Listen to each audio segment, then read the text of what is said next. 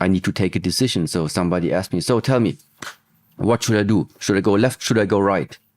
If your picture is not clear, it's difficult to take the right decision. And what is it that this meditation practices many times do? The meditation practice is what helps you to practice that this calms down.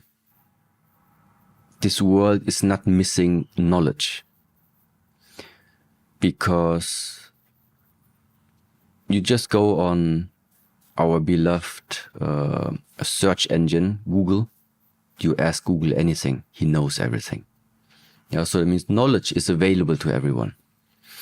The big problem is, how do you get knowledge to become practice? How do you use the knowledge really and integrate it into your daily life? This is the hard part. And therefore in our tradition we say, knowledge means nothing without the willingness to put the knowledge into practice. This is the difficult part. People know drinking too much is not good. People know smoking too much is not good. People know what is proper to say, what is not proper to say. People know. Still, in some situations, it comes out. Still, people take certain things. Yeah, why is it? Because the knowledge was just not enough to change this willingness to put it into practice. And again, I always return back, because this is the main point. It's not the knowledge, it's not the theory, it's not about what we know, what we are supposed to do, what we can do, what we should do. No, it's about using the body, first of all, and express life through your body by movement. It's super strange, maybe. On the one side, we talk about sadness, all different types of emotions, about addictions, all of these things. Yeah, and my answer is, get to know your body better. How important is meditation? Meditation in terms of calming the mind is very important, because without this calmness of the mind, it's very likely that people will take just wrong decisions along this lifetime, let's say like this.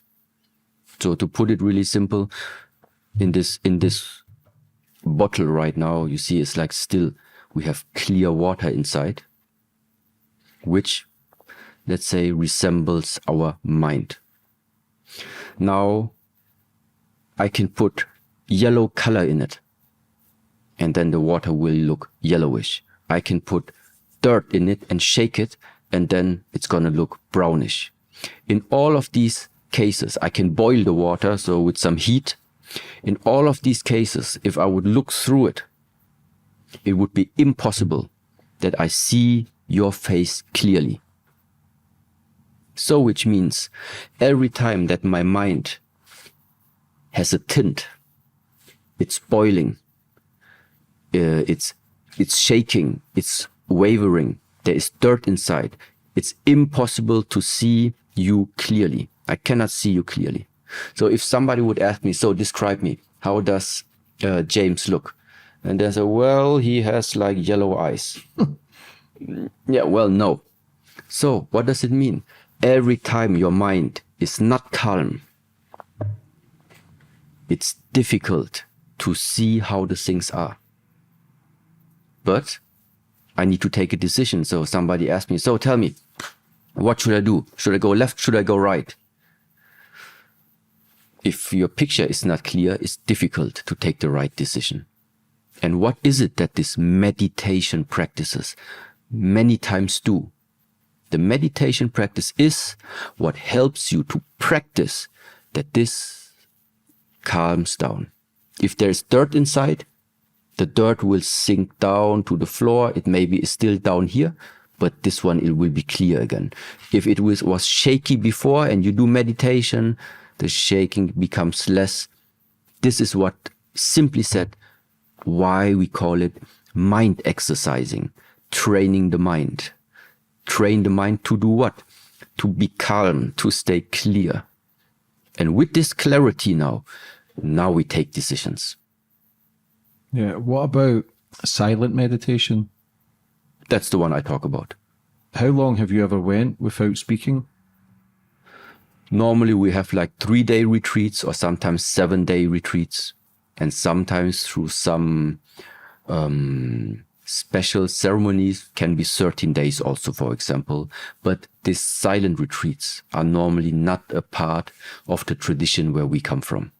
So I tried it out for myself. It also helps to become more sensitive for all other senses that you have. And also you learn that getting information is not always necessary to speak.